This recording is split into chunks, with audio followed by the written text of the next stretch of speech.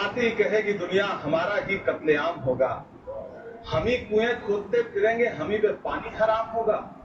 सभापति महोदय, सन 1947 में दिल्ली की जामा मस्जिद की तारीखी सीढ़ियों पर खड़े होकर के भारत रत्न मौलाना अबुल कलाम आजाद साहब ने कहा था कि मुसलमानों कहां जा रहे हो, ये है तुम्हारा मुल्क, यहां तुम्हारे आबाओ अजदाद की कब्रें हैं। उस वक्त मौलाना आजाद की ये सदाएं सुन करके लोगों ने अपने सरों की गठरियां उतार करके रख दी थी। आज उसी दिल्ली में मौजूद देश की संसद में एक बिल आया है जो हमसे उसी जामा मस्जिद की सीढ़ियों के सबूत मांगेगा, जो उन्हीं सीढ़ियों के पास अपनी कब्र में सोए हुए मौलाना आजाद को फिर से कब्र से सदा देनी पड़ेगी कि ये जो कब्र है वो मेरी कब्र है, ये किसी सरकार की जागीर नहीं है। सभापति महोदय, मैं जहां खड़ा हूं इसी संसद भवन के सामने सड़क के उस पार अपनी कब्र में सोए हुए भारत के पूर्व राष्ट्रपति फखरुद्दीन अली अहमद की कब्र है। शायद अब उस कब्र से भी सदाएं आए कि ये कब्र मेरी कब्र है, ये सरकार की जागीर नहीं है। सभापति महोदय, मैं वक्फ कानूनों में किए जा रहे संविधान विरोधी बदलावों के खिलाफ बोलने के लिए खड़ा हुआ। संविधान का आर्टिकल 14 हो, 29 हो, 30 हो, चीख चीख कर कहता है कि देश में सब बराबर के हकदार। आर्टिकल 26 कहता है कि सबको अपने अपने मजहबी कामों के लिए मंदिर, मस्जिद, गिरजाघर, गुरुद्वारों का निर्माण करने का हक है और उसका रखरखाव का भी हक है। लेकिन डॉक्टर बाबा साहब अंबेडकर के संविधान को हर दिन कुचलने वाली ये सरकार देश के मुसलमानों से नफरत में इतनी अंधी हो गई है कि खुलेआम देश की संसद में देश सरकार के माइनॉरिटी मिनिस्टर साहब और होम मिनिस्टर साहब झूठ बोलते हैं और देश को गुमराह करते हैं, असत्य बोलते हैं। सरकार ने इस बिल का नाम उम्मीद रखा है। मंत्री जी कल से इसे देश के मुसलमानों के लिए नई उम्मीद बता रहे हैं। नहीं मंत्री जी, न तो ये बिल मुसलमानों के लिए नई उम्मीद है और न ही उम्मीद की नई किरण। सभापति महोदय, भाजपा ने पूरे देश में वक्फ के नाम पर कई सारे झूठ फैलाए हैं। आइए आज उनकी सच्चाई पर बात करते हैं। ट्रिब्यूनल को संसदीय सब ऐसे बताया जाता है जैसे वक्फ ट्रिब्यूनल कोई मजहबी खाक पंचायत हो। सभापति महोदय, जबकि सच्चाई ये है कि वक्फ ट्रिब्यूनल भी तो सरकारी न्यायिक विभाग है जिसमें सरकार द्वारा नियुक्त जज होते हैं, जिसमें प्रशासनिक अधिकारी होते हैं, कहीं ऊपर से थोड़ी आ गए।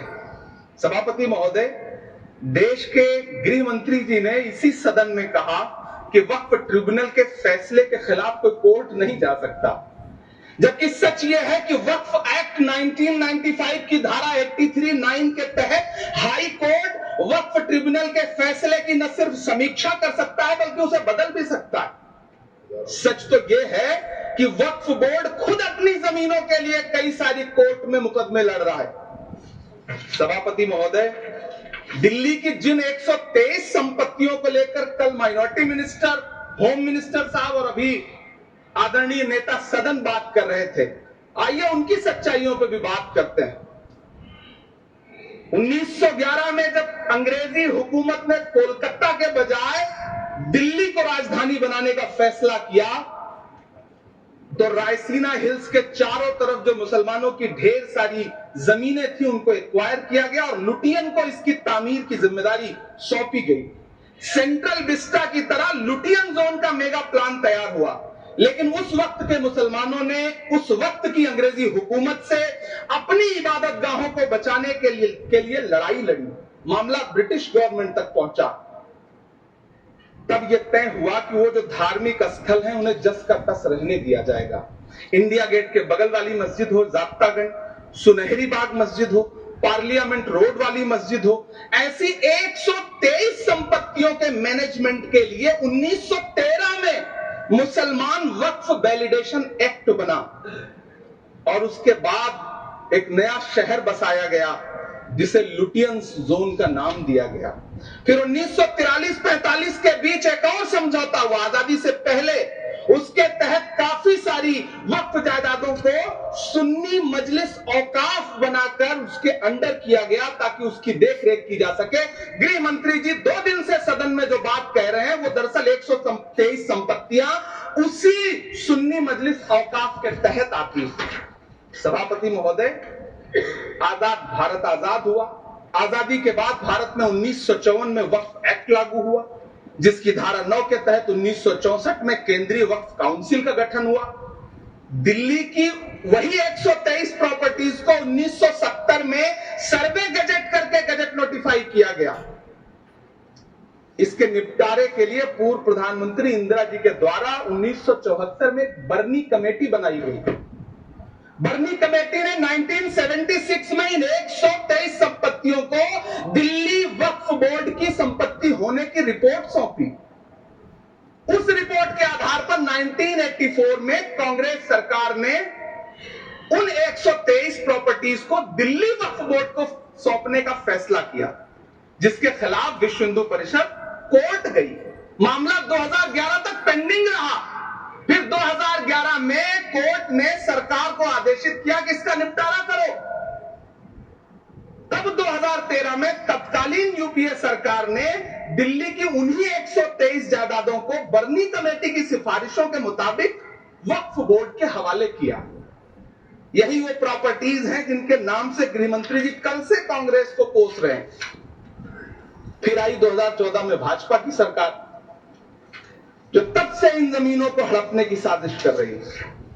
जिस बिल को मुसलमानों के हुकूक की हिफाजत करने वाला बिल बताया जा रहा है, उसी को पेश करने के लिए और उस पर बात करने के लिए लोकसभा में भाजपा सरकार के पास एक भी मुस्लिम सांसद नहीं है। जिस वक्त, मैं लोकसभा कह रहा हूं, सुना करिए, जिस वक्फ बिल को मुस्लिम महिलाओं को हक दिलाने वाला बताया जा रहा है, उसे संसद में पेश करने वाली पार्टी के पास न तो राज्यसभा में, न लोकसभा में, न देश की किसी विधानसभा में एक भी मुस्लिम महिला सदस्य नहीं।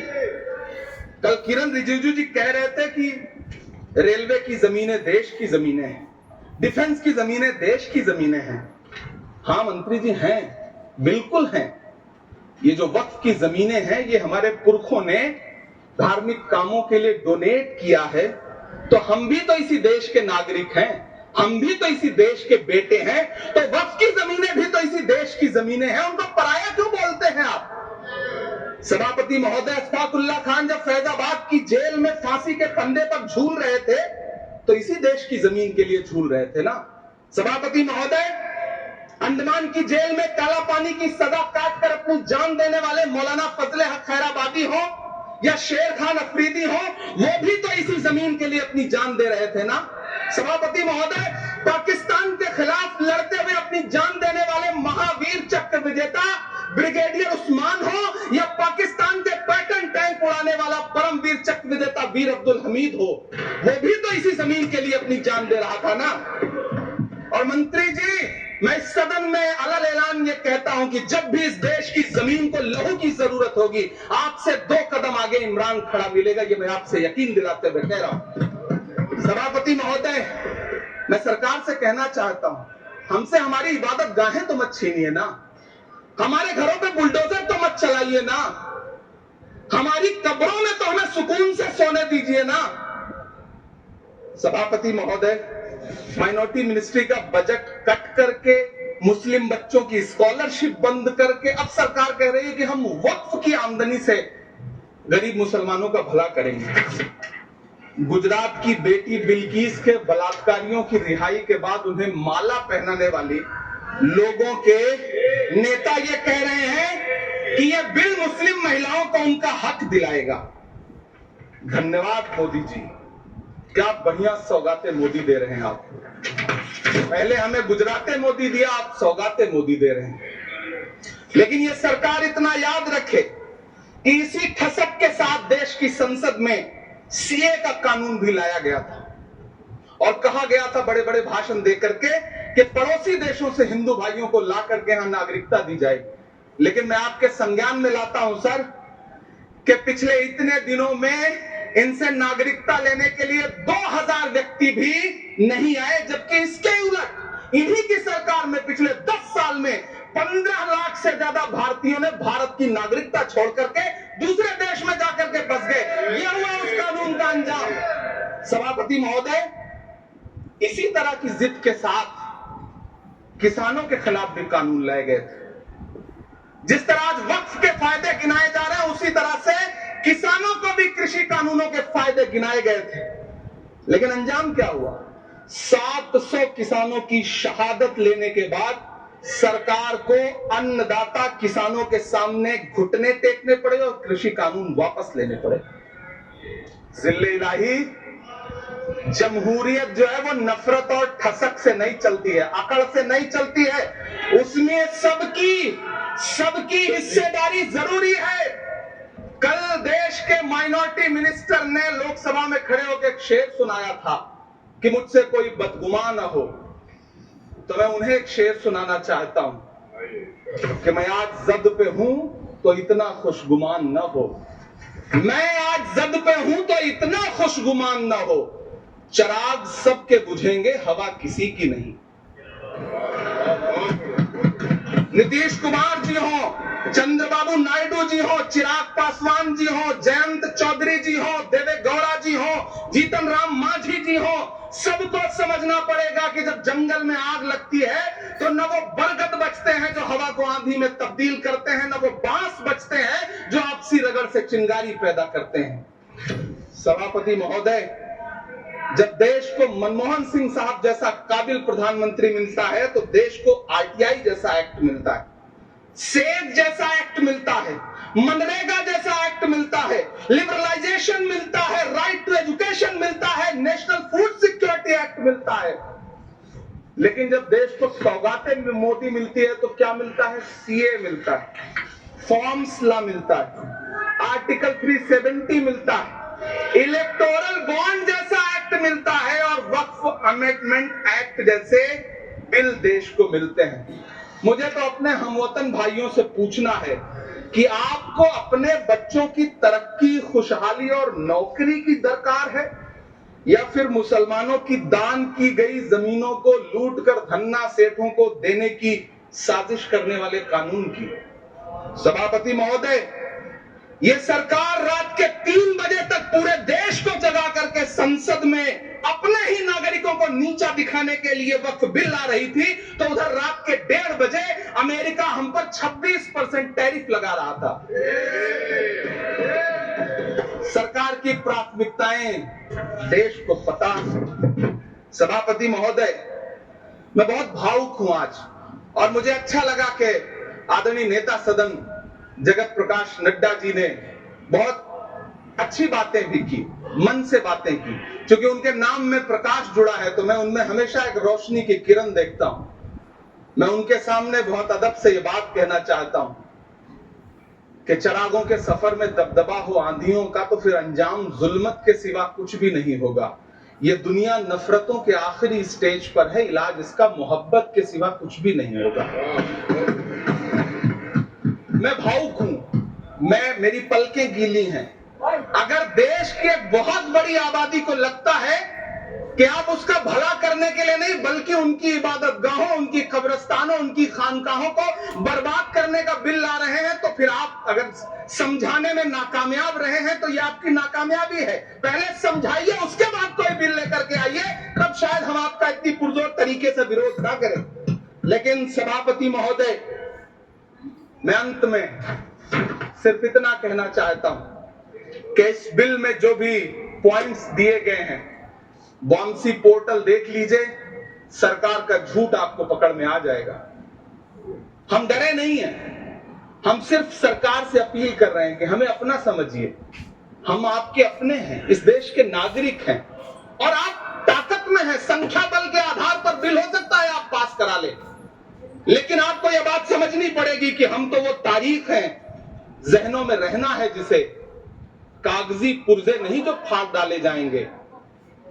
जिस जमीन पर मैं खड़ा हूं ये मेरी पहचान है। आप आंधी हैं तो क्या मुझको उड़ा ले जाएंगे? आपको ये बात समझनी पड़ेगी। आपको अगर इतना विपक्ष की तरफ से पहले जेपीसी में इतने सारे पॉइंट्स आए और उसके बाद कल से लोकसभा में और राज्यसभा में सुझाव आप सुनने को तैयार नहीं है, लोगों की शंका को दूर करने के बारे में आप बिल्कुल सोच नहीं रहे, बस आप कह रहे हैं ये बिल उम्मीद की नई किरण है। नहीं साहब, इसे भले किरण जी लेके आए हैं, लेकिन ये उम्मीद की नहीं बल्कि नाउम्मीदी की किरण है। और इस देश की एक बहुत बड़ी आबादी इस बात से खदशे में है, शक में है कि आप सीधे उनकी जमीनों को लूट करके धन्ना सेठों को बेचना चाहते हैं। मेरी अब भी आपसे अपील है कि इस बिल को वापस लीजिए। ये बिल कहीं से आपके अपने नागरिकों के लिए अच्छा नहीं है। ये बिल सिर्फ इस देश के मुसलमानों को नीचा दिखाने का और अपने एक ऐसे मतदाता वर्ग को खुश करने का बिल है जिनको इस बिल के पास हो जाने से कुछ मिलेगा भी नहीं।